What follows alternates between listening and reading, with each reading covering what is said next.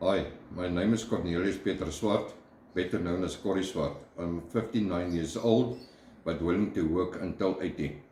I'm staying in Van Reinsdorp in the Western Cape, South Africa. I grew up at the farm as a child, but after my father passed away, we moved to town.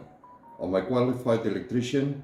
I do electrical wiring, balls, pumps, electrical motors, pivots, lights, soft starters, motors, solar panels, inverters, welding, all types of irrigation.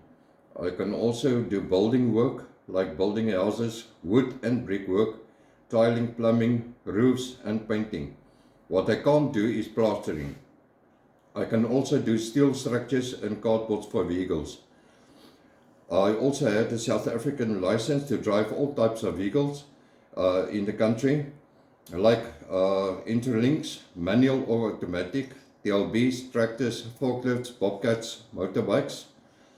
And I believe in the job that I do it once and I do it correct. There's no time to do it over.